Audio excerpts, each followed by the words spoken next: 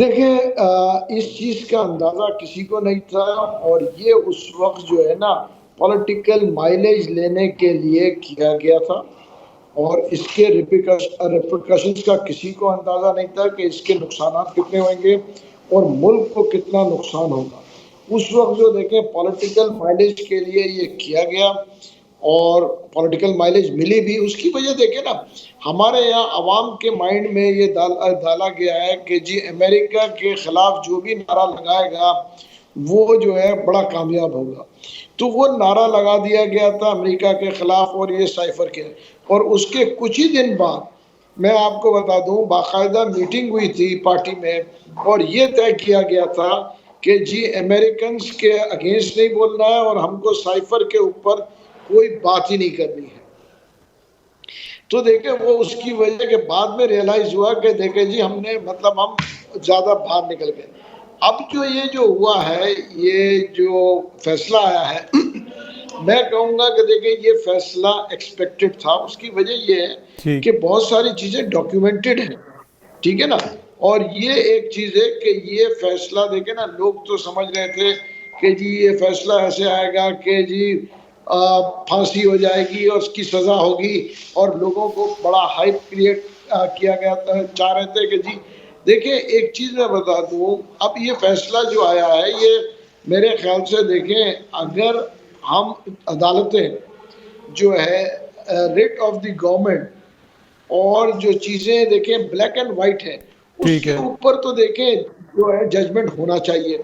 और जो है जजमेंट हुआ है, मैं कहूँगा देखिए इनके वकील भी थे, अदालतों का एहतराम करते हुए मैं कहूँगा कि देखिए इसमें जो है फैसला इस वक्त जो हुआ है, जो तोशाखाना का केस, वो जो केसेस थे वो जो है उसके ऊपर तो हम कह सकते हैं कि जी बनता नहीं है और जी खामखा मैं ओपन बात कर रहा हूँ, ये मेरा अपना व्यू है, ठीक है। मगर cipher case was a very strong case और उसके ऊपर जो बना है मेरे ख्याल से जो है उस पर मैं अदलिया के साथ दूंगा। ठीक है। अच्छा सर, ऑब्वियसली ये जो साइफर वाला मामला है इस पे जो पीडीएम की क़यादत है उनके बयानात बदलते रहे।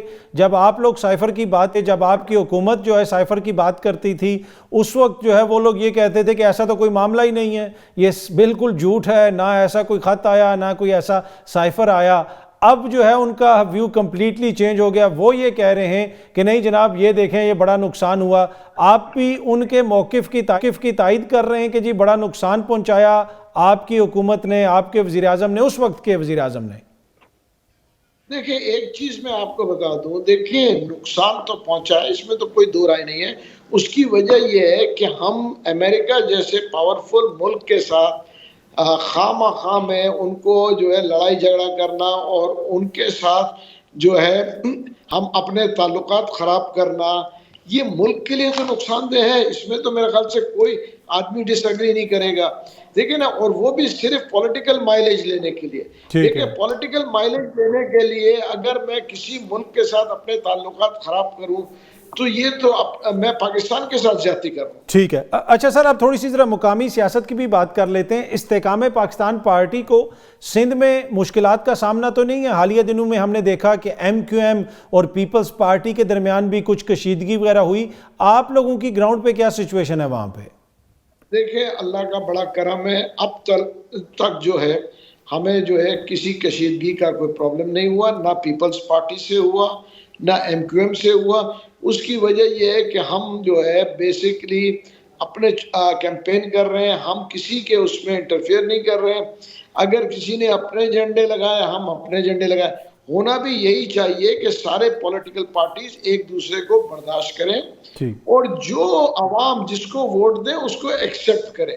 हमें एक दूसरे को बर्दाश्त करना बहुत ज़रूरी है और जब तक हम एक दूसरे को बर्दाश्त नहीं करेंगे तो देखें ना ये जो है मुल्क के लिए भी नुकसान। और आप मुझे बताएं ना, एक जवान आदमी जो है जांबाग जो हो गया, उसकी फैमिलीज का आप ये देखें उनके क्या गुजर रही है। ये सियासत का मतलब तो नहीं है कि लोगों को हम जो है इस नेस पे पहुंचाते। एक जांबाग हो गए, एक से दो लोग बहुत बुरे जख्मी है। तो मेरे ख्याल से बर्दाश्त का मादा हम सब में आना चाहिए और एक दूसरे को बर्दाश्त करके हम ये पॉलिटिकल जो हफ्ता रह गया है इसको निकालें और इलेक्शन का इंतजाम। अच्छा सर, आपने कहा कि एक हफ्ता रह गया इलेक्शंस में, आप काफ़ी दिनों से कैंपेन वगैरह भी कर रहे हैं और आपकी जमात एक नई जमात है। यहाँ पे अक्सर कहा जाता है पुरानी जमातों ने आवाम को मायूस किया, तो आपकी जमात जब ग्राउंड पे आई तो आवाम से क्या फीडबैक आया अब तक आपको? देखिए, मेरे पास जो, क्योंकि मैंने खुद कैंपेन किया और काफ़ी लोग और भी कर रहे हैं, मेरे पास से तो जो है कोई नेगेटिव इम्पैक्ट तो कहीं नहीं आया।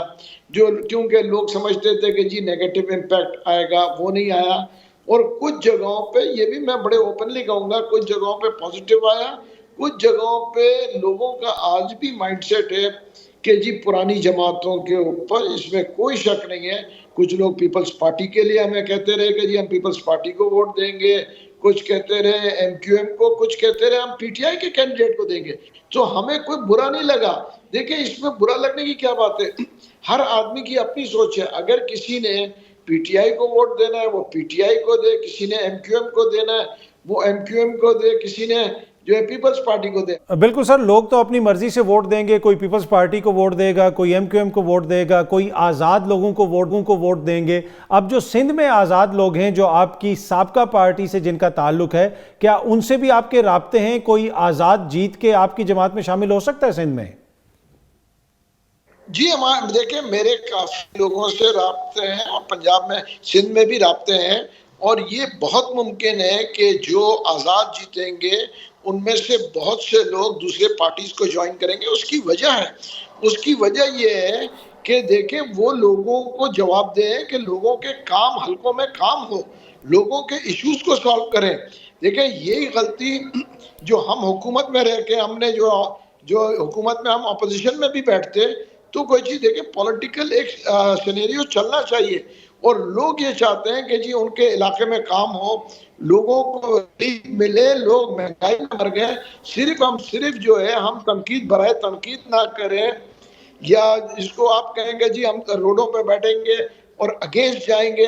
देखिए, जो भी हुकूमत बनाए, चाहे मैं कहूँगा पीपल्स पार्टी बनाए, चाहे पीएमएलएन बनाए, तो जो है इंडिपेंडेंट्स जो है उनके साथ, बहुत से इंडिपेंडेंट उनके साथ मिलेंगे। ठीक। क्यों? उसकी वजह यह है कि उनको अपने लोगों को जवाब दे और अपने लोगों के काम हलकों में और इश्यूज को सॉल्व करना है, इस मुल्क को इस बुरान से निकालना है। ठीक है। वो ये मुल्क से मोहब्बत करते हैं, वो चाहेंगे कि मुल्क को इस बुरान से निकालें। अच्छा सर, सिंध की हद तक क्या आपकी जमात जो सिंध में जिसकी भी हुकूमत बनती है उसमें आप शामिल हो सकते हैं? अगर आपको ऑफर की गई कि आप भी इस कोalition का हिस्सा बने, तो आप उसमें, आपकी जमात ने कोई फैसला किया उस हवाले से?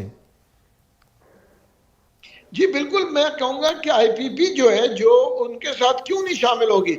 देखिए, मुल्क को बहरान से निकालने के लिए सारी पार्टियां, मैं आपको आज फिर बता दूं, मिल के अल्लाह ने चाहा तो मुल्क जो इस बहरान में है उससे निकालेंगे।